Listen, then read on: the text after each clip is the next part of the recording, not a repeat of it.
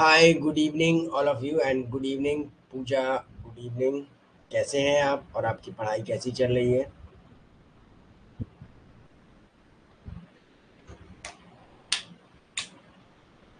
Good evening Zoya. चलो, ठीक है जोया, बस थोड़ा गला खराब है। जब तक उसमें गर्म पानी से नहीं होगी सिकाई तब तक नहीं होगा, सही है ना? गुड इवनिंग करिश्मा। कैसे हैं आप लोग? वॉइस वीडियो, वॉइस और पीपीटी दोनों क्लियर है ना आपको? गुड इवनिंग कोमल।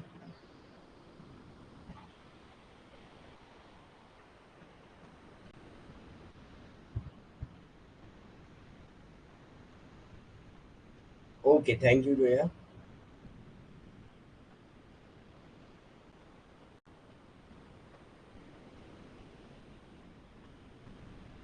ठीक है करिश्मा, थोड़ा बहुत आराम है, लेकिन जितना जल्दी मैं रिकवर कर लूँगा उतना अच्छा है। कोशिश करेंगे जल्दी से जल्दी रिकवर करने की, है ना? चलिए। अच्छा है, कोशिश करेंगे जल्दी से जल्दी। चलिए, सभी लोग ज्वाइन कर लीजिएगा। गुड इवनिंग साक्षी।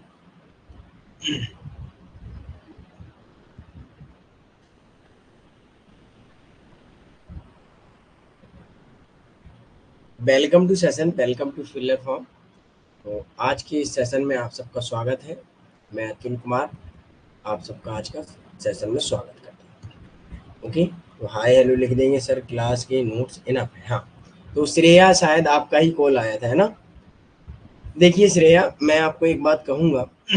अगर आपके बेसिक कॉन्सेप्ट क्लियर नहीं है तो आपके लिए ये नोट्स इनफ नहीं है, क्योंकि आपको बेसिक बुक्स पढ़नी होंगी जो आपको लेनी ही पड़ेंगी। जैसे कि वेस्टर्न पॉलिटिकल थॉट के लिए, डब्ल्यूपीटी के लिए प्रभुदत्त शर्मा ले लीजिएगा, हिंदी इंग्लिश दोनों मीडियम आता है इसका।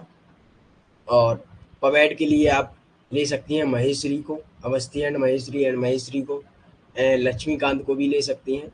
और इंडियन पॉलिटी के लिए आपके लिए इनफ है, राजेश मिश्रा ले लीजिएगा, वो गाइड रहेगी, ठीक है। और कंपैरेटिव के लिए आप ले लेंगे ओपी गाभा या सीबी गेना का। लेकिन हिंदी में अगर लेंगे तो हिंदी में क्या है, लैंग्वेज थोड़ा बहुत ज़्यादा ही हिंदी है, तो इसलिए ओपी गाभा लीजिएगा, वो बेटर है आपके लिए। और उसके बाद आता है आपका इंटरनेशनल आईआर। वो आप किसी भी कोचिंग अर्थात मान लीजिएगा आईएएस की कोई भी कोचिंग के फ्री नोट्स पढ़ सकते हैं। लेकिन उसके लिए एक शशि शुक्ला मैम की आती है, वो भी आप पढ़ सकते हैं। वरना अगर वो ना पढ़ना हो तो आपके लिए आईआर के लिए ये नोट्स इनफ है, ठीक है। आईआर के लिए कोई एक्स्ट्रा बुक मत लीजिएगा, ठीक है। अब रहता है यूनिट नंबर आपका 10, जो आपका इंडियन डेवलपमेंट यूनिट 8, ये सारे रह जाते हैं। इनके लिए आपको नोट्स इनफ है, ठीक है। कंपैरेटिव और डब्ल्यूपीटी, इन सब के लिए आपको अगर बेसिक क्लियर नहीं है तो आपको पुस्तक लेना आवश्यक है। ओके, नहीं अगर आप लोगों ने एमए किया हो, कर चुके हो, ठीक है, तो क्या है, मास्टर कर चुके हो, जो बुक पढ़ाई गई हो वो पढ़ लीजिएगा, वो भी इनफ है। ओके सर, इतनी सारी बुक पढ़ना होता है? यस साक्षी, बहुत सारी बुक पढ़ना होता है एमए में, ऐसे ही नहीं हो जाता है। ओके सर, फर्स्ट बार में जेआरएफ क्लियर हो जाएगा? श्रेया, मैं तो कहूँगा फर्स्ट बार में हो जाएगा, लेकिन वही है कि आपको पढ़ना पड़ेगा, ठीक है। मेरे कहने से कुछ नहीं होगा, मेहनत आपकी ही रंग लाएगी, ठीक है। जब आप पढ़ेंगे सही से तो ऑटोमेटिक हो जाएगा, ठीक है। Good evening Guddu. ठीक है गुड्डू, बस थोड़ा बोलने में दिक्कत हो रही है, इसलिए सुबह मॉर्निंग हमने 30 मिनट की क्लास करके ही छोड़ दिया था, ठीक है। तो देखिए, आप कहें कि पहली बार में जेआरएफ होगा, बिल्कुल होगा। बट इसमें क्या प्रॉब्लम है, कैसे होगा? क्योंकि अगर आपने बीए में अच्छे से पढ़ा हो, एमए में अच्छे से पढ़ा हो, तो आपका पहली बार में जेआरएफ क्लियर है। और अगर आप सीधा कोचिंग के भरोसे रहेंगे कि हम एक बार में जेआरएफ कर लेंगे, हो जाएगा। लेकिन जो पढ़ाया जाए वो पढ़ते रहिएगा, और थोड़े बहुत बेसिक कॉन्सेप्ट पढ़ते रहिएगा, ठीक है। ये चीज देखिए, कोचिंग आप कहें कि कोचिंग एक हमारा बीए एमए का सब कुछ करा देता है, तो ऐसा नहीं है। कोचिंग में हम लोगों को लगातार 5 साल का 6 महीने में कवर करना होता है, 4 महीने में कवर करना होता है, तो कैसे हो जाएगा। ये सारी चीजें कोचिंग में सिर्फ वो चीजें पढ़ाई जाती हैं जो एग्जाम ओरिएंटेड हो। ठीक है, ये चीज समझो। Okay, okay, very good Shreya. चलिए, तो अब हम लोग आज के सेशन को स्टार्ट करते हैं। अब सभी स्टूडेंट को डाउट क्लियर हो गया है। थोड़ा गला खराब है, मैनेज करिएगा, क्लास जैसे भी हो।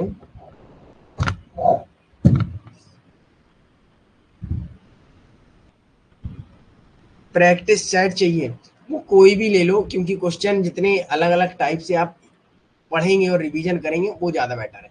जैसे कि मान लीजिएगा, आप वो ले लीजिएगा, उसका आता है यूथ पब्लिकेशन का, उसे भी ले सकते हैं आप। एक आता है आपका उपकार का, वो भी ले सकते हैं, हिंदी में आता है। कई आते हैं, है ना। तो जितने ज्यादा आप लगा लेंगे सेट, उतना अच्छा रहेगा। ये है कि आपको पूरी ईमानदारी से लगाना पड़ेगा। ओके, और जो पढ़ाया जाए क्लास में उसे बार बार रिवाइज करते रहिएगा, क्योंकि जितने भी स्टूडेंट है पिछली बार जिन्होंने दिया था एग्जाम, उन्हें पता है कि जो हम लोगों ने पढ़ा था वो अधिकतर आया था, है ना, अगर देखा जाए तो। ओके, चल, और फिलहाल मैं यहाँ आपको एकदम कॉन्सेप्ट बेसिक से समझाता हूँ कि आपको चीजें समझ में आए, है ना। चलिए आगे बढ़ा जाए। Okay, most welcome Shreya. चलिए आगे बढ़ते हैं, हम लोग देख लेते हैं आज का जो कॉन्सेप्ट रहेगा, सॉरी, टॉपिक जो रहेगा, बाल गंगाधर तिलक के बारे में। तो आप सबका जो सुबह का मॉर्निंग का टॉपिक था, आज आज जो आपका सबका पंडिता रमाबाई के बारे में था। ओके, तो पंडिता रमाबाई ने, अच्छा चलिए आंसर कीजिए सभी लोग, पंडिता रमाबाई की बुक का नाम बताइए। चलिए,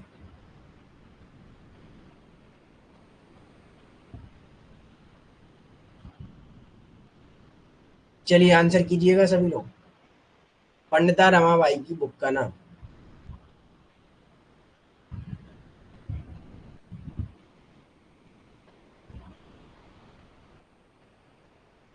ओके, वेरी गुड जोया।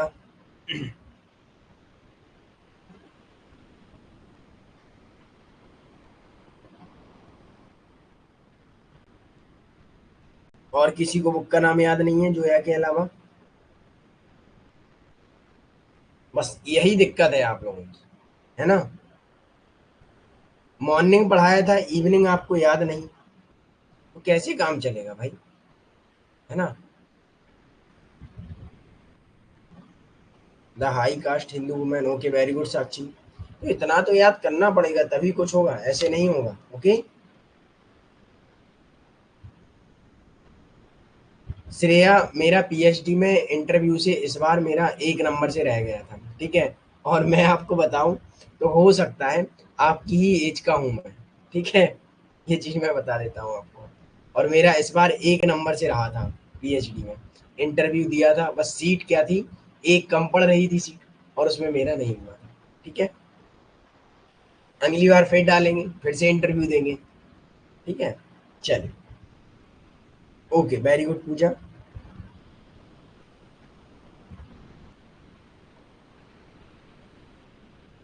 सुबह के नोट्स नहीं पढ़े तो मैंने आपको क्लास में पढ़ाया था, शॉर्ट नोट्स नहीं बनाती हैं आप करिश्मा क्या, मुझे बताइए।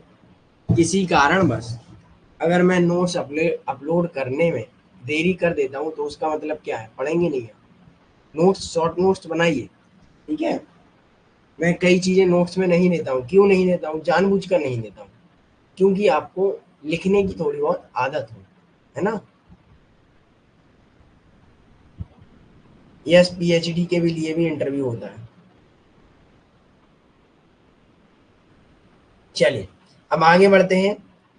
ओके श्रेया, उसके बाद पीएचडी के बारे में भी हम आपको थोड़ा बहुत डिस्कस करेंगे क्लास के बाद में। ओके, चलिए, स्त्री धर्म नीति, ओके वेरी गुड साक्षी। देखिए एक चीज मैं बता दूं, यहाँ चीजें समझ लीजिएगा जितने भी स्टूडेंट हैं। लाइव क्लास में अगर आप लिख लेते हैं नोट्स में, तो क्या होता है, उससे कई चीजें याद हो जाती हैं। जो आप अपने पेन कलम से पेपर पे लिख देते हैं वो चीजें बरहमेश आपको याद रहती हैं। इसीलिए मैं कहता हूँ लाइव क्लास के साथ साथ आप लोग नोट्स बनाते रहिएगा। आप लोग डिजिटल नोट्स के बारे में मत सोचिएगा कि नोट्स हमें मिलेंगे हम तभी पढ़ेंगे, ऐसा कभी मत सोचिएगा। मैं सच बता रहा हूँ, ये प्रैक्टिकली है। अगर आप डिजिटल चीज़ों पर ज़्यादा निर्भर रहेंगे तो कभी कुछ नहीं होने वाला। ये चीज़ क्लियर है, चाहे आपको मेरी बात बुरी लगे चाहे अच्छी। मैं ये चीज़ आपको हकीकत बता रहा हूँ। जब तक आप चीज़ें लिखेंगे नहीं बार बार, तब तक आपको याद नहीं होगी। ये मैंने भी अपने साथ किया है। ओके, मैंने भी बार बार लिखा है और मुझे खुद पता नहीं है एक बुक का नाम मैंने कितनी बार लिखा है, कहाँ कहाँ लिखा है। ओके, तो ये चीज़ें याद रखिएगा।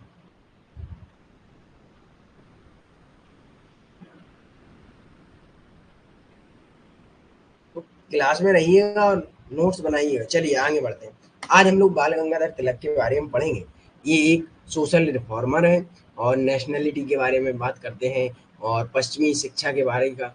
पश्चिमी जो शिक्षा है, वेस्टर्न एजुकेशन सिस्टम का विरोध करते हैं, लेकिन वेस्टर्न एजुकेशन का विरोध नहीं करते हैं। ओके, और एक ये गरम दल के नेता हैं, लाल बाल पाल के रूप में जाने जाते हैं। तो ये सब चीज़ों को अभी हम संक्षिप्त में हमने आपको बताया है।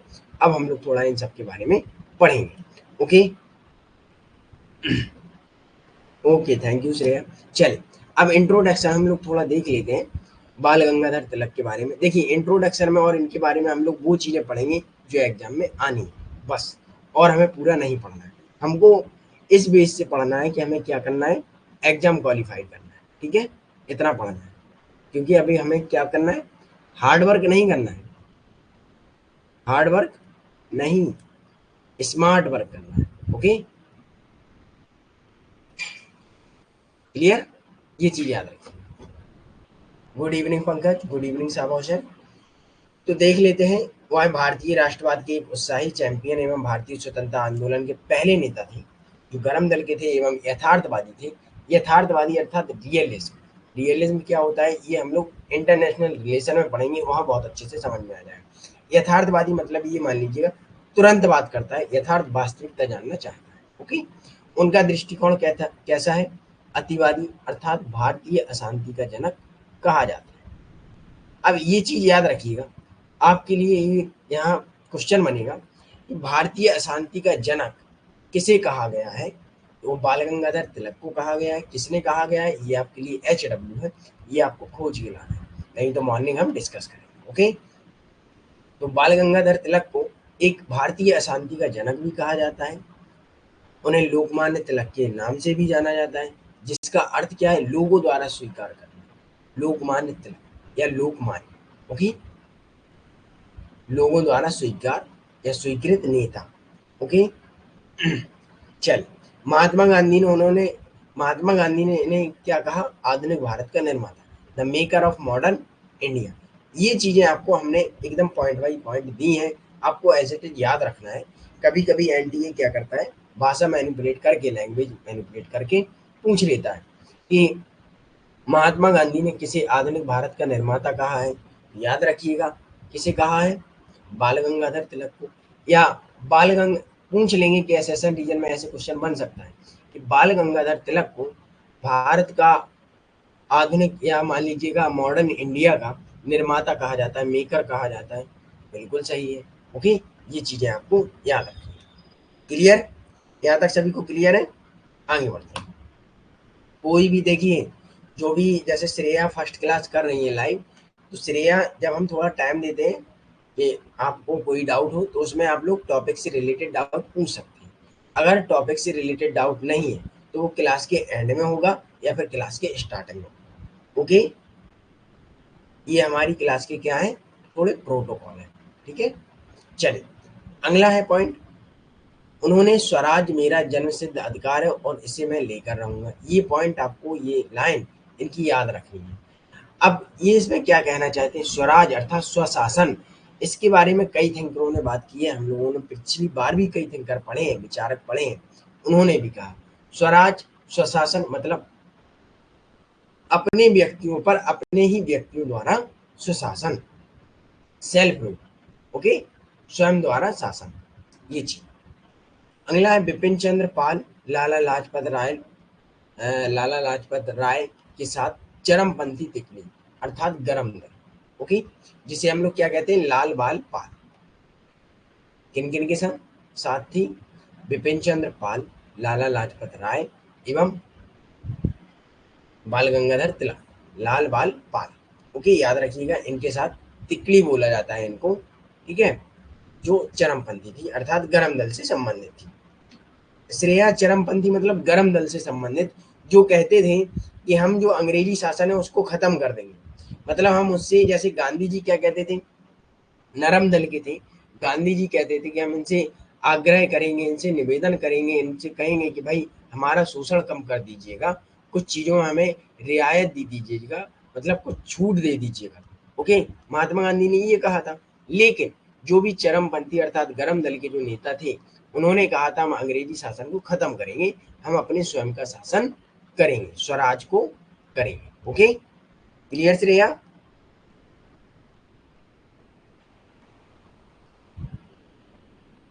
यस, आक्रामक नेता।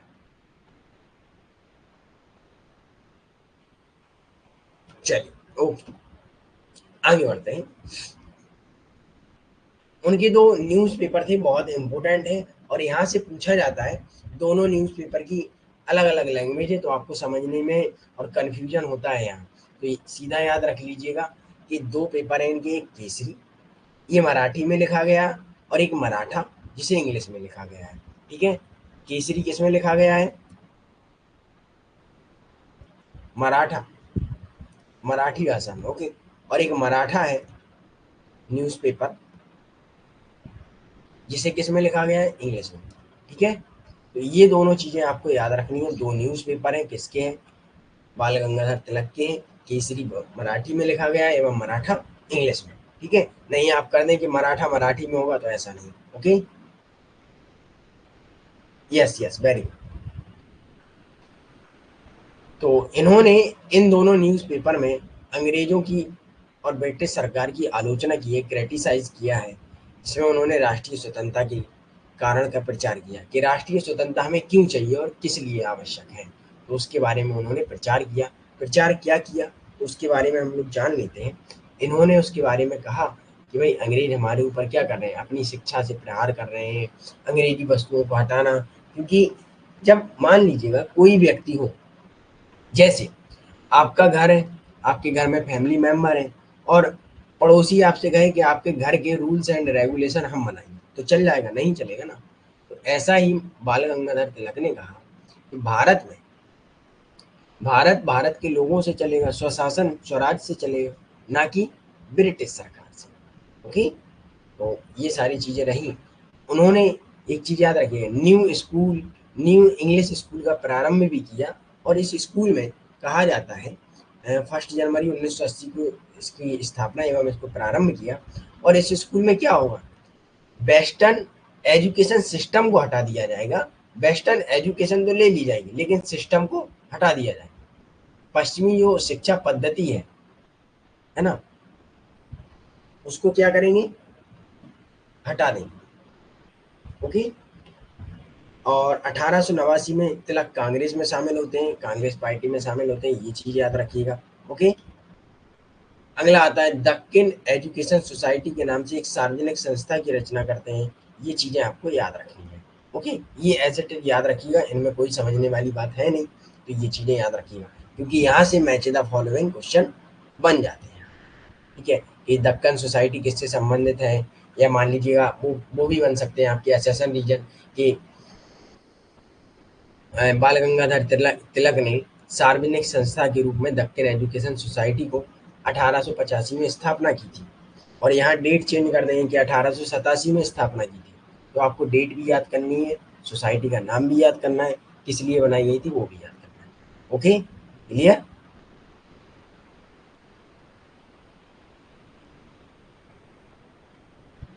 समाचार पत्र की डेट नहीं होती है साक्षी, वो न्यूज़पेपर है, ओके। 1916 में तिलक के प्रयासों से कांग्रेस एवं मुस्लिम लीग के मध्य समझौता भी होता है, और वे Akhil Bharatiya home rule league के स्थापक अर्थात संस्थापक होते हैं, जो कहाँ बनाया जाता है, बेलगाम में। Okay, Akhil Bharatiya home rule league बेलगाम में बनाया जाता है। ओके, चल, इनकी कुछ पुस्तक हैं, बहुत इंपॉर्टेंट है, the Orion and heretic home in Vedas and समृद्ध भगवद गीता रहस्य, इसके बारे में भी आप लोग इन बुक को नोट कर लीजिएगा, ये बहुत इंपॉर्टेंट है। अब आते हैं उनके कुछ विचार पर। सोशल रिफॉर्मर्स अर्थात सामाजिक सुधारक के रूप में इन्होंने क्या कहा है, समाज में क्या चीजें सुधरनी चाहिए, उनके बारे में बात करते हैं। तो उनके बारे में इन्होंने क्या कहा है, जैसे कि देख लीजिएगा, बाल विवाह की निंदा की है।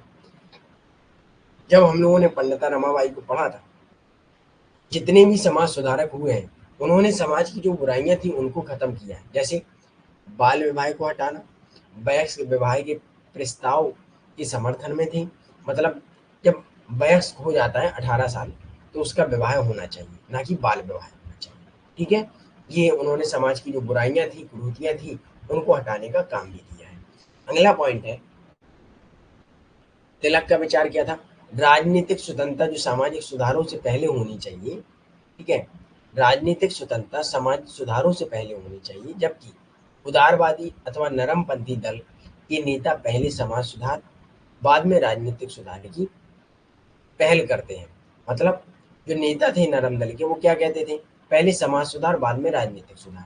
इन दोनों में अंतर क्या है, ये चीज समझ लीजिएगा। ओके सर, क्वेश्चन आ सकता है ना,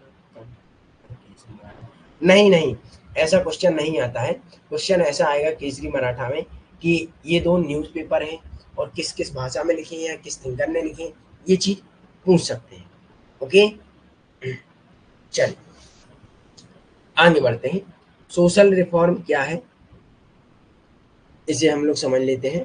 और इसके बारे में, तिलक पहली बात तो गरम दल के नेता थे, तो उन्होंने कहा पहले हमें राजनीतिक स्वतंत्रता चाहिए। राजनीतिक स्वतंत्रता अर्थात कैसी, कि स्वयं का शासन करेंगे, भारत के लोग अपने ऊपर स्वयं का शासन करेंगे, और उसके बाद हमें समाज सुधार चाहिए। मतलब जब हम लोगों के पास क्या आ जाएगा, कि हम लोगों के पास क्या होगा, जब राजनीति होगी, हमारे नेता स्वयं के होंगे, तो ऑटोमेटिक समाज सुधार हो जाएगा। ओके, ये थे गरम दल के नेता। जबकि उदारवादी एवं नरम दल के नेता जैसे गांधी जी थे, तो गांधी जी ने पहले समाज सुधार की बात की, बाद में राजनीतिक सुधार की।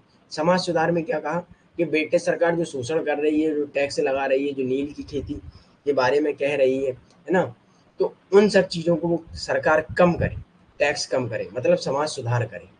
ठीक है, वो कहते हैं, गांधी जी मतलब नरम दल के नेता पहले कहते हैं कि पहले समाज सुधार होगा, उसके बाद राजनीतिक सुधार।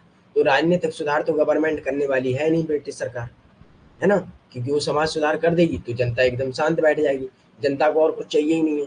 लेकिन तिलक जो गरम दल के नेता हैं और अन्य भी नेता हैं, तो वो क्या कहते हैं कि पहले हमें क्या करना चाहिए, हमें समाज सुधार करना चाहिए, सॉरी राजनीतिक स्वतंत्रता, राजनीतिक सुधार चाहिए, उसके बाद समाज सुधार। ओके, क्लियर है यहाँ तक।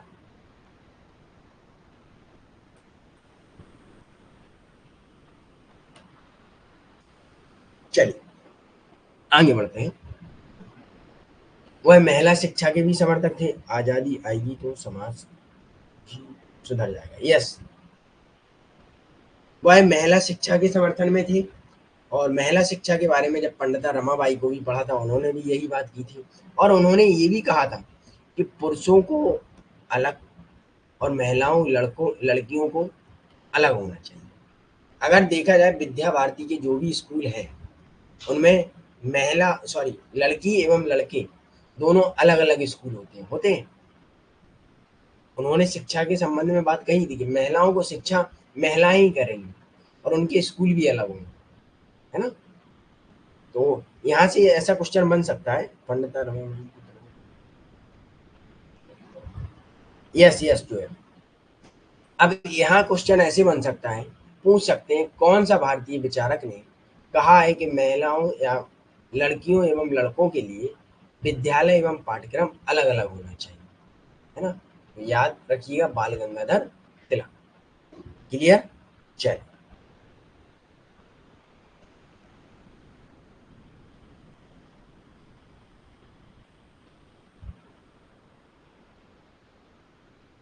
आगे बढ़ते हैं। अगला पॉइंट है, तिलक विधवा पुनर्विवाह का प्रस्ताव का भी समर्थन करते हैं। मतलब जो विधवा विडो होती हैं उनका विवाह होना चाहिए, लोगों को वास्तव में ऐसे विवाहों में भाग लेना चाहिए। वो कहते हैं कि जो विडो रीमैरिज होती है उसमें लोगों को भाग भी लेना चाहिए। क्योंकि आपको भाग क्यों लेना चाहिए?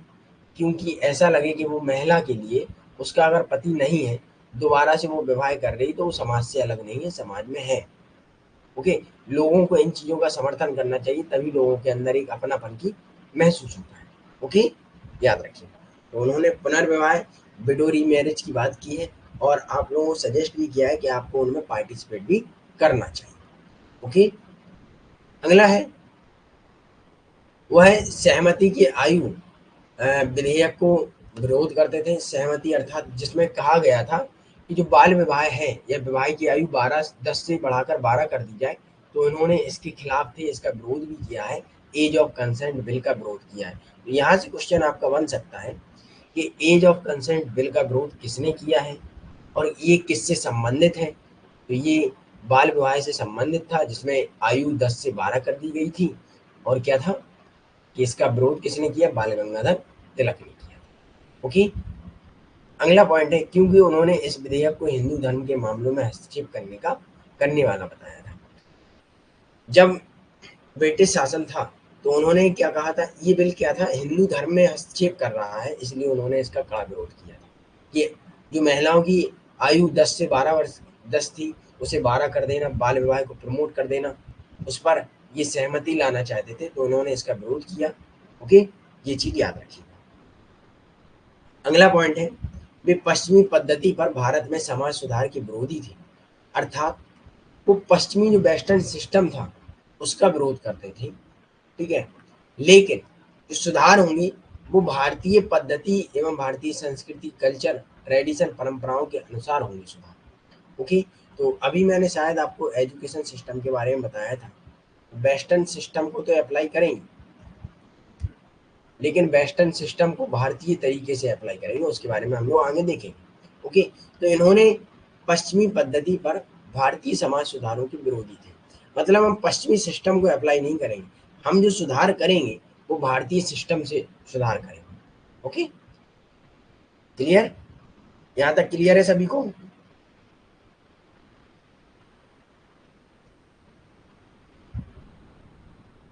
यस, न्यू स्कूल की स्थापना की, स्टार्टिंग में मैंने बताया आपको।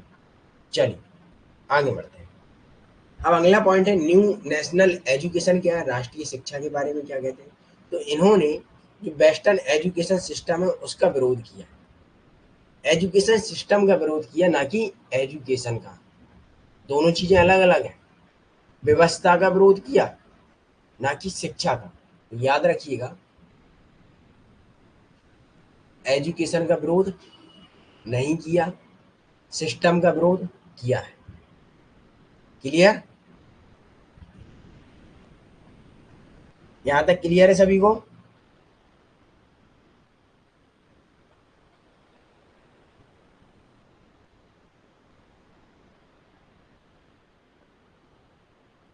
चलिए ओके,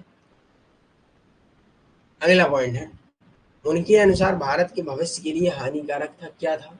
क्योंकि जो नई भारतीय पीढ़ी आई वो भारतीय परंपराओं एवं मूल्य प्रणाली के प्रतिकूल बन रहा था। मतलब अगर देखा जाए तो वेस्टर्न एजुकेशन सिस्टम क्या है, आज देख लीजिएगा, इंग्लिश मीडियम कोई भी स्कूल में चले जाइएगा तो क्या होता है, हाय, गुड मॉर्निंग, गुड इवनिंग, यही होता है, राइट? वहाँ और इंडियन एजुकेशन सिस्टम में क्या होता है, माता पिता के सुबह चरण स्पर्श किए जाएंगे, नमस्ते बोला जाएगा। लेकिन आपको शिक्षा ग्रहण करनी है, इंग्लिश में एन कीजिएगा, कोई दिक्कत नहीं, लेकिन आप अपने संस्कार एवं परंपरा को मत भूलिएगा। ये बाल गंगाधर तिलक ने कहा है। आप वेस्टर्न एजुकेशन लीजिएगा, सीखिएगा उससे, लेकिन उनके सिस्टम से नहीं। कि उनका सिस्टम कैसा है, एकदम उदारवादी है कि माता पिता को माता पिता ना मानना, दोस्त की तरह समझना। तो ये चीजें कहीं ना कहीं वो बताते हैं गलत हो जाती है, माता पिता का सम्मान भूल जाते हैं। ओके, ये चीज उन्होंने कही है। तो भारत के लिए भविष्य में हानिकारक बताया है उन्होंने, क्योंकि नई जो भारतीय पीढ़ी आ रही थी वो भारतीय संस्कृति एवं परंपरा को भूलती जा रही थी। ओके, अगला उन्होंने राष्ट्रवादी पुनर्निर्माण कार्यक्रम के एक भाग के रूप में शैक्षिक संस्थान की स्थापना की सिफारिश की जो कम खर्चीली शिक्षा प्रदान करे। तो उन्होंने कहा है कि हम एक ऐसी शिक्षा का निर्माण करेंगे या ऐसी राष्ट्रवादी पुनर्निर्माण कार्यक्रम स्थापित करेंगे जिससे कि शैक्षिक संस्थाएं स्थापना की जाए, लेकिन शिक्षा प्रदान कैसी करें, कम खर्चीली, कम खर्चा हो। ओके,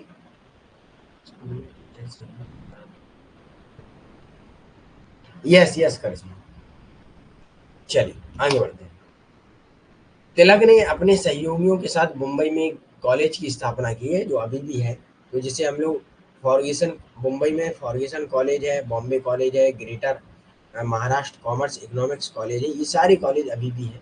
तो इन सब की स्थापना की है तिलक ने अपने सहयोगियों के साथ, और अच्छे शिक्षण संस्थान भी रहे हैं, अभी भी हैं। ओके, तो अगला पॉइंट है, उन्होंने राष्ट्रीय शिक्षा प्रदान करने के लिए पश्चिमी प्रकार के स्कूलों एवं कॉलेजों को खोलने के विरोधी नहीं थे। देखिए, ये चीज समझ लीजिएगा, वो कभी भी आप स्कूल खोलिएगा, पश्चिमी मॉडल पे आधारित खोलिएगा, कोई दिक्कत नहीं, लेकिन पश्चिमी मूल्यों पर स्थापित शिक्षा के विरोधी थे। जो एजुकेशन सिस्टम था वेस्टर्न का, उसके विरोधी थे, ना कि भारतीय मूल्यों और विश्वासों। ओके, उन्होंने कहा आप उनका सिस्टम लीजिएगा, लेकिन उस सिस्टम को उनके सिस्टम से मत चलाइएगा, वहां भारतीय पद्धति लाइएगा। ओके, आप उनसे सीखिएगा लेकिन भारतीय पद्धति के अनुसार। क्लियर है यहाँ तक? अब यहाँ से क्वेश्चन आपका जब बनेगा सेशन लीडर में, तो आपसे पूछ लिया जा सकता है कि बाल गंगाधर तिलक भारतीय, सॉरी, पश्चिमी शिक्षा के विरोधी थे? तो बिल्कुल नहीं थे, पश्चिमी शिक्षा व्यवस्था के विरोधी थे, अर्थात सिस्टम के विरोधी थे। ओके, क्लियर है यहाँ तक? चलिए, ओके, वेरी गुड। अगला पॉइंट है नेशनलिज्म, अर्थात राष्ट्रीयवाद पर क्या है उनके विचार, उसके बारे में भी हम लोग देख लेते हैं। राष्ट्रीयता या राष्ट्रीयतावाद, उनका दृष्टिकोण एक यथार्थवादी था, अर्थात भारत की राजनीति कैसी थी, मुक्ति उनकी एकमात्र चिंता थी, कि भारत मुक्ति अर्थात अंग्रेजी शासन को समाप्त करना। ओके, भारत को एक राष्ट्रवाद बनाना, मतलब स्वयं के लोग स्वयं पर शासन करें, स्वशासन एवं स्वराज्य। ओके, राष्ट्रवाद एक ठोस इकाई नहीं है बल्कि एक प्रकार की भावना है, वो कहते हैं। राष्ट्रवाद क्या है, कोई इकाई नहीं है, कोई भौतिक वस्तु नहीं है, ये एक इमोशंस है। ओके, सेंस है जिनको हम अंदर रखते हैं, और एक राष्ट्रवाद की भावना है। जैसे मान के चलिएगा, अगर कोई इंडियन खिलाड़ी बाहर विदेश में खेल रहा हो, ठीक है, और आप वहां रह रहे हो एनआरआई बन के, तो क्या आपके अंदर भावना क्या जागेगी, एक राष्ट्रीयता की भावना जाएगी कि वो भारतीय है, राइट, होती है ना। तो वही चीज वो कहते हैं कि राष्ट्रीयता या राष्ट्रवाद एक भावना है, जो मनोवैज्ञानिक अवधारणा है, जो मन में रहती है, जिसकी जड़ें भारतीय जनता की भावनाओं में निहित है कि हम भारतीय हैं। अगर आप किसी भी देश में जाएं और कहें हम भारतीय हैं, तो आपको उस देश में अलग ही एक रिस्पेक्ट मिलेगी, मिलेगी ना। और अगर वहीं आप जाएं और आप कहें हम पाकिस्तानी हैं, तब क्या रिस्पेक्ट मिलेगी आपको, कोई रिस्पेक्ट मिलेगी, बताइए, नहीं मिलेगी ना। तो यही चीज है। ओके, चलिए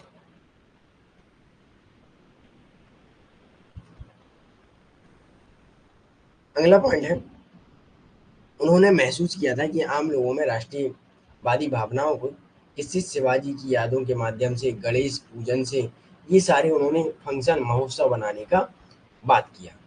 तो उन्होंने कहा जो हमें राष्ट्रवाद की भावना अपनानी है, जैसे महाराष्ट्र में मराठी लोग क्या करते हैं, अभी भी राष्ट्रवाद के लिए क्या करते हैं, शिवाजी की क्या बनती है, जन्मोत्सव जब होता है तो बहुत अच्छे से बनता है, जहाँ महिलाएं भी ढोल बजाती हैं, कितने बड़े बड़े बजाती हैं, राइट।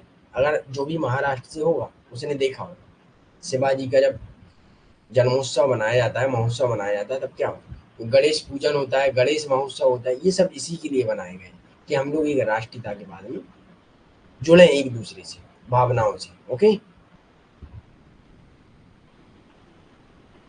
यस साक्षी, चलिए। तो उन्होंने कहा कि अन्याय के खिलाफ प्रतिरोध को प्रतीक बन गया है ये, कि शिवाजी की जो यादें हैं हम लोगों के अंदर, उनके बारे में उनको याद किया जाता है, हम लोगों के अंदर राष्ट्रीयता की भावना जागती है। ओके, याद रखिए। यस यस गुड्डू, उन्होंने राष्ट्रीयता लाने के लिए, राष्ट्रवाद को जागृत करने के लिए विदेशी वस्तुओं के बहिष्कार की अपील की है कि लोगों को जो विदेशी वस्तुएं हैं, फॉरेन गुड्स हैं, उनका बाइकआउट करना चाहिए। ओके, स्वराज की अवधारणा भी उनकी क्या है कि राष्ट्रवाद के विचार में महत्वपूर्ण भूमिका निभाएगी स्वराज, स्वयं का शासन, अर्थात भारतीयों को जन्म सिद्ध अधिकार बताती है कि आपका ये जन्म सिद्ध अधिकार है, आप भारतीय और आपके ऊपर स्वशासन, स्वराज होना चाहिए, स्वयं का राज्य। ओके, भारतीय राष्ट्रवाद का उनका विचार कैसा है? स्वदेशी, बहिष्कृत या बहिष्कार और राष्ट्रीय शिक्षा पर संकल्प पर ठोस प्राप्ति में निहित है। ओके, स्वदेशी, बहिष्कार एवं राष्ट्रीय शिक्षा। क्लियर, याद रखिए।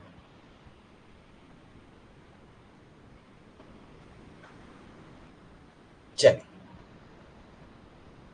अगला पॉइंट है कॉन्सेप्ट ऑफ स्वराज। स्वराज क्या है इसे समझ लीजिएगा। वैसे हम लोग समझ चुके हैं कई बार, लेकिन यहाँ भी हमने दिया है कि जो भी न्यू स्टूडेंट है वो भी समझ सकते हैं। तो स्वराज के बारे में इनके चार मुख्य एलिमेंट हैं, 4 एलिमेंट हैं, 4 तत्व हैं शामिल।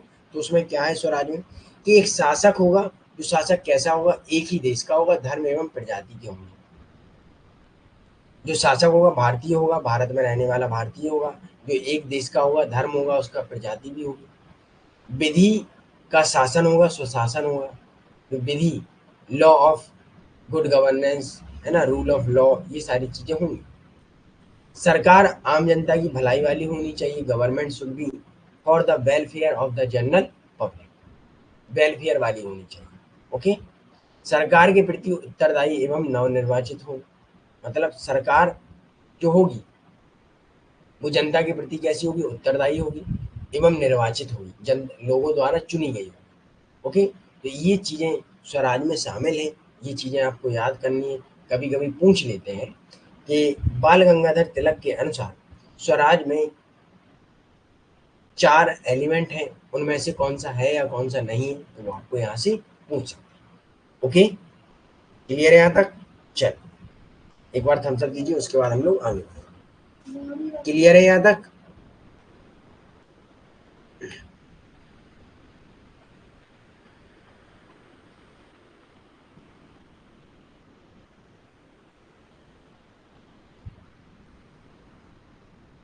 चलिए, ओके, वेरी गुड। अगला पॉइंट है, उन्होंने स्वराज न केवल एक अधिकार है बल्कि प्रत्येक भारतीय का कर्तव्य, वो कहते हैं, यह धर्म है। तो अब यहाँ इन्होंने स्वराज को क्या माना? धर्म माना, एक कर्तव्य माना, ड्यूटी माना, क्योंकि यह क्या है?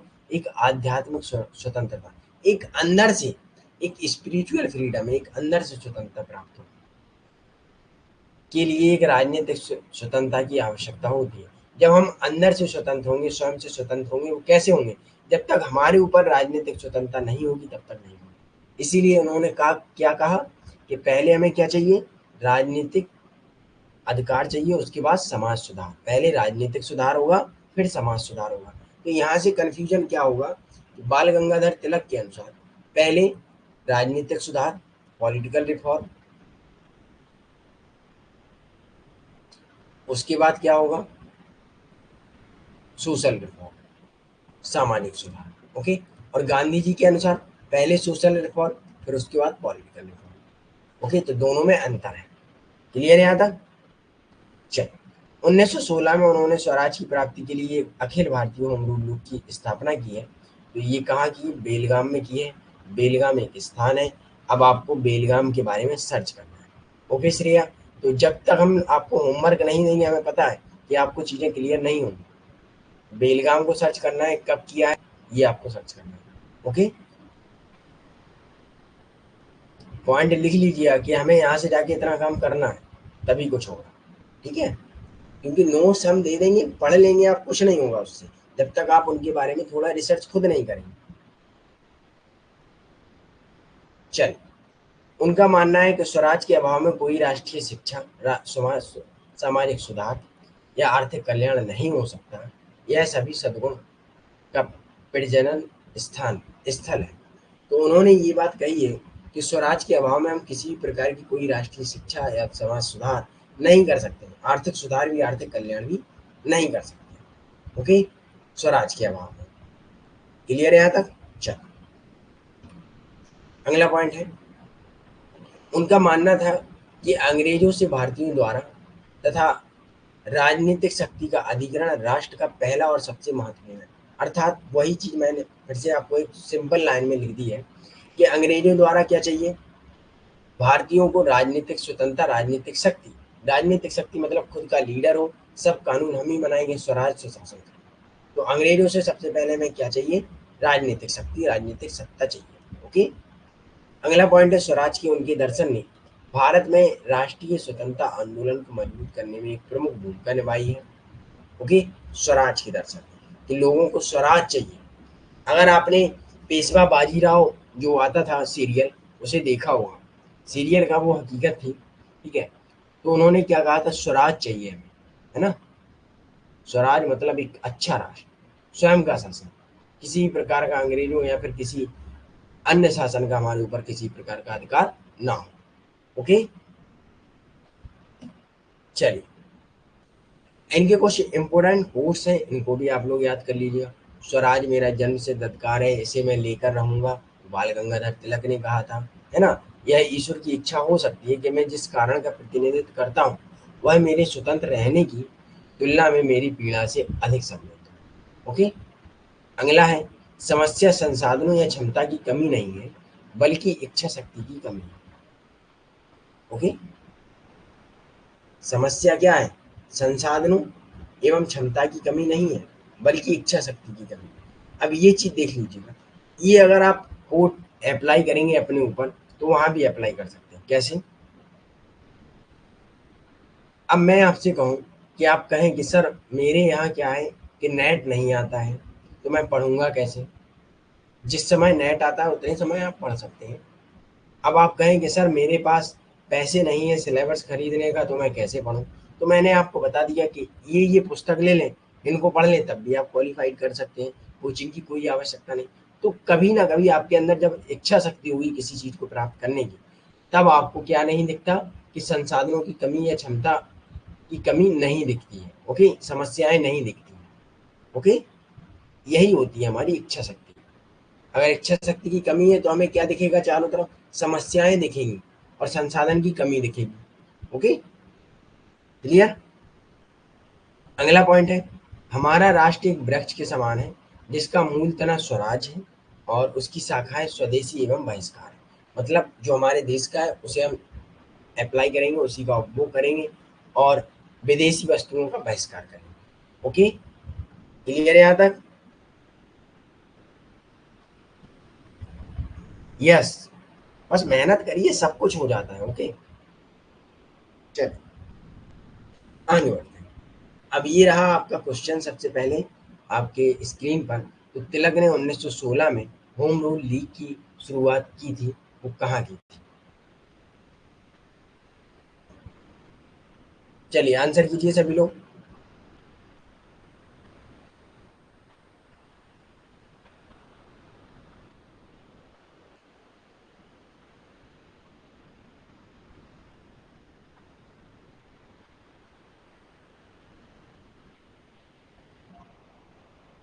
चल, वेरी गुड, जो भी स्टूडेंट सी कर रहे हैं। सर मेरा एक,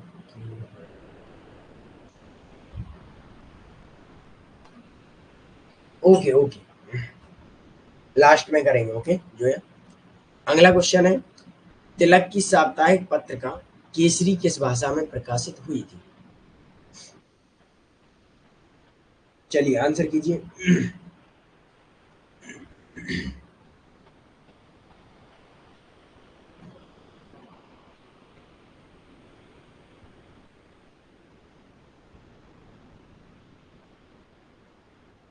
चलिए, ओके, वेरी गुड।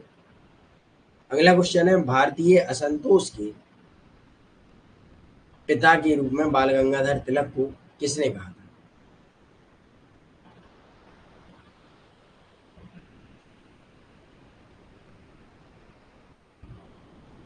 इसका हमने बताया नहीं है, लेकिन आपको इसका बताना है।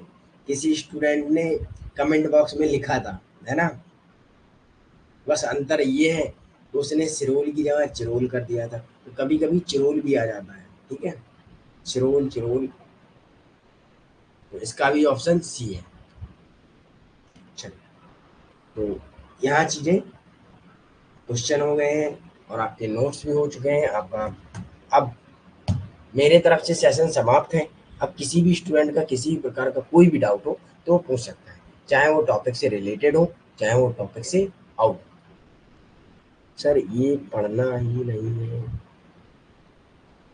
क्या नहीं पढ़े हो साक्षी?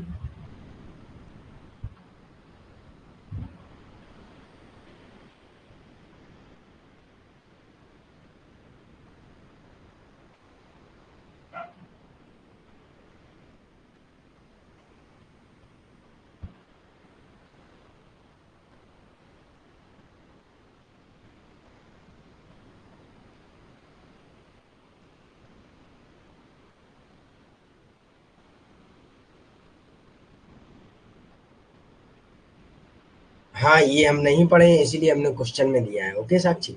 सर गांधी जी के स्वराज को सारे इंडियन पॉलिटिकल थिंकर ने माना है और अप्लाई भी किया है। कहीं हाँ, किया है। गांधी जी के स्वराज को देखिए, स्वराज क्या है? स्वयं का शासन। गांधी जी की भी बात वही थी, स्वराज, ठीक है। गांधी जी लेकिन नरम दल के नेता थे, तो उन्होंने क्या कहा था कि स्वराज के लिए हम अंग्रेजों या ब्रिटिश शासन से निवेदन करेंगे, मतलब अहिंसा नहीं करेंगे, सॉरी अहिंसा करेंगे। लेकिन बाल गंगाधर कैसे थे? गरम दल के नेता थे और वो कहते थे हिंसा करेंगे तब स्वराज लाएंगे। मतलब स्वराज दोनों का सपना था, लेकिन प्राप्त करने के लिए अलग अलग तरीके थे। ओके। गांधी जी अहिंसा से लाएंगे, मतलब अंग्रेजों का विरोध नहीं करेंगे, उनसे प्रार्थना करेंगे। और बाल गंगाधर तिलक विरोध करेंगे, हो सकता है उन पर आक्रमण भी कर दें, क्रांति भी करेंगे, है ना। तो ये चीजें हैं। और कोई दिक्कत? हाँ, साक्षी जोया। सर गांधी ने अहिंसा के कितने प्रकार बताए? अहिंसा के कोई प्रकार नहीं है। ओके, अहिंसा अहिंसा होता है।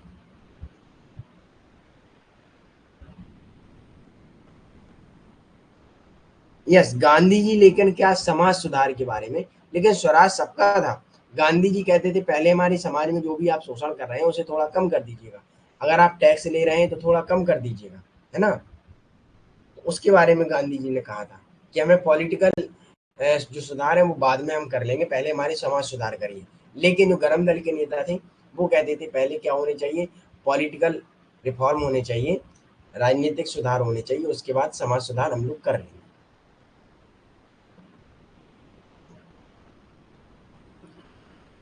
यस, हिंसा से चाहते थे वो, जो या जो गरम दल के नेता थे।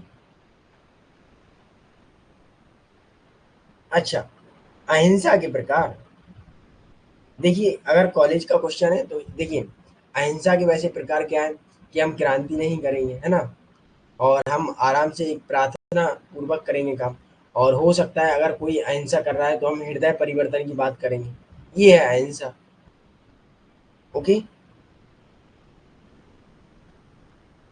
यही अहिंसा में हम लोग डाल सकते हैं कि हम लोग हृदय परिवर्तन की बात करते हैं, किसी प्रकार की कभी भी क्रांति नहीं करेंगे। अगर दूसरा हमारे ऊपर वार भी कर रहा होगा, मार भी रहा होगा, तो हम उसका हृदय परिवर्तन करेंगे। मतलब पाप, जो पापी व्यक्ति होगा उसके हम पाप से डरेंगे, ना कि पापी से डरेंगे। ओके, ये चीज वो कहते हैं बस अहिंसा में। कि कोई भी चोर होगा, चोर हमारा दोस्त रहेगा, लेकिन हम क्या करेंगे, चोरी नहीं करेंगे, है ना। वो ये बात कहते हैं कि आप चोरी करने से डरिएगा, ना कि चोर से डरिएगा। ओके। हत्या करने वाले से मत डरिएगा, हत्या करने से डरिएगा। ओके, ये चीज है साक्षी।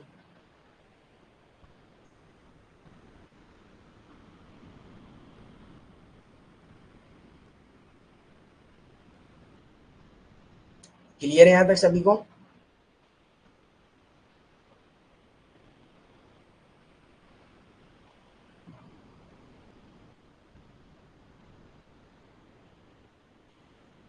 श्रेया, आपको क्लास में समझ में आया कि नहीं?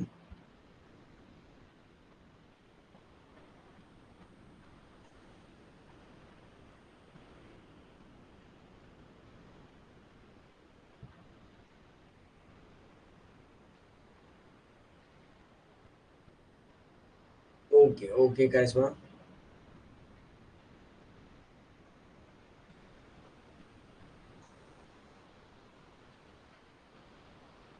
Most welcome.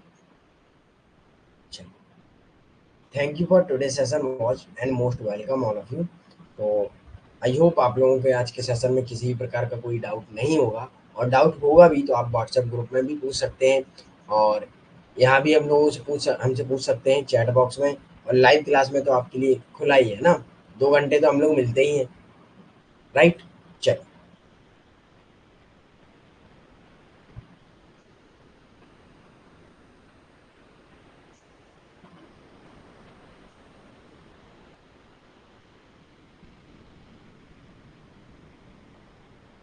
Okay, most welcome Pankaj. चलिए मेरी तरफ से सेशन समाप्त हो चुका है। अब किसी भी स्टूडेंट का अगर डाउट है तो पूछ सकता है। ओके।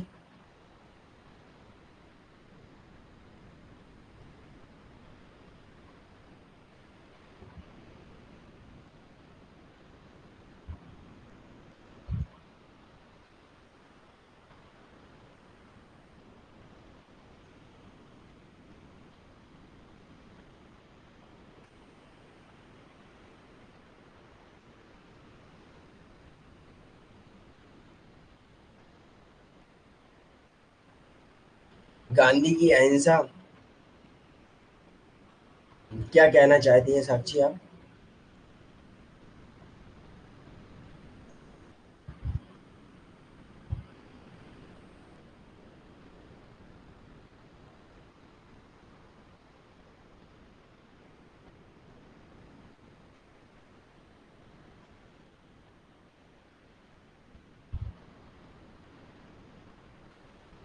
देखिए साक्षी, अगर क्वेश्चन ये है कि अहिंसा के प्रकार, वैसे तो अहिंसा के कोई प्रकार है नहीं, ठीक है। अहिंसा में यही है कि पाप पाप से डरे पापी से नहीं, है ना, ये चीजें हैं। अहिंसा अहिंसा होती है, अहिंसा के क्या प्रकार होते हैं, है ना। अहिंसा के वैसे कोई प्रकार तो है नहीं। क्वेश्चन किस में आया था साक्षी? एग्जाम पेपर में आया था कि बुक में लिखा हुआ था, ये बताइए पहले।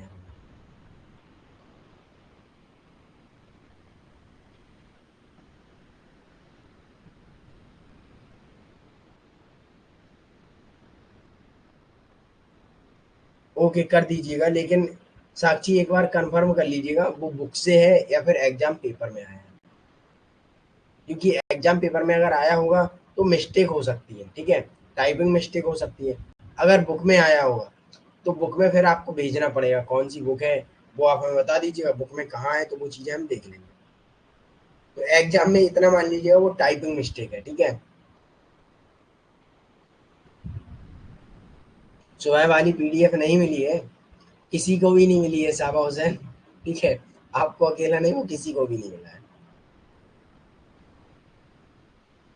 अब सारे पीडीएफ एक साथ हम अपलोड कर देंगे, और एक दो क्लास के एक्स्ट्रा कर देंगे, मॉर्निंग हम कर देंगे, ओके। क्योंकि जो पिछली हमारी क्लासेस का इशू था वो थोड़ा मेरा लैपटॉप डिस्टर्ब कर रहा है, इस वजह से है, और नोट्स भी अपलोड नहीं कर पा रहे हैं, तो इसी कारण है, बस क्लास ले ही रहे हैं कैसे भी कैसे।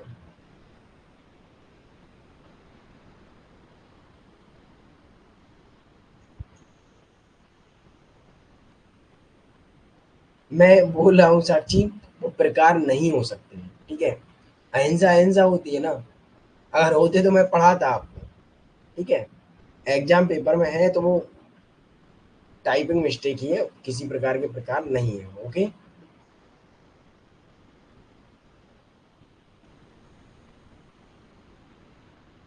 चलिए,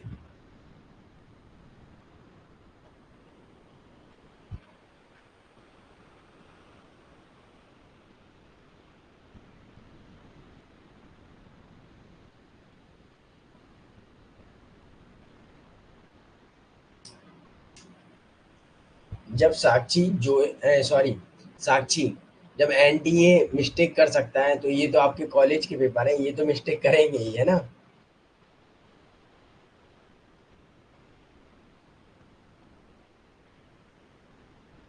इसे साक्षी जीरो नहीं कहा जाता है, ये देखो टाइपिंग मिस्टेक है।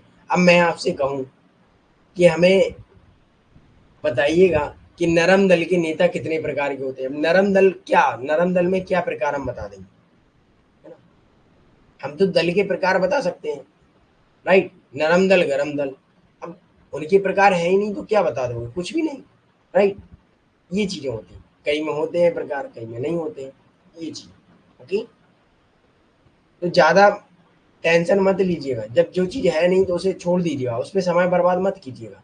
और यही चीज आपको एग्जाम पेपर में भी याद रखना है कि जो क्वेश्चन ज्यादा टाइम ले रहा है उसे छोड़ दो, लास्ट में देखेंगे, जो भी होगा फिर उल्टा सीधा लिखेंगे उसे, ठीक है। कॉलेज में ये याद रखिएगा। लेकिन जो आता है फिर उसके चक्कर में हम सारे भूल जाते हैं।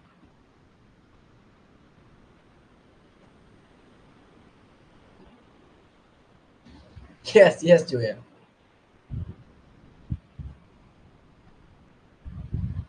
20 का फिर क्या होगा, नॉर्मल टेम्परेचर होगा और कुछ होगा नहीं। अब हम पूछे कि ठंडा कितने प्रकार का होता है या गर्म कितने प्रकार का होता है, तो उसका कोई टाइप है ही नहीं, है ना। चल,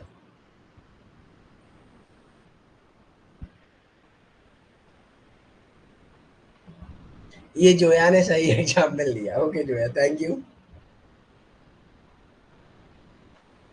अब आप कहें कि सर आप कितने प्रकार के हैं, आपके नाम कितने प्रकार के हैं, तो ऐसा कुछ है ही नहीं, है ना। चलिए, ओके बाय, गुड नाइट, पढ़िएगा, स्वस्थ रहिएगा, सुरक्षित रहिएगा, है ना। और जो भी डाउट हो पूछते रहिएगा। ओके, चल, मिलते हैं हम लोग कल फिर इसी समय, और सुबह मॉर्निंग 9 AM मिलेंगे। ओके।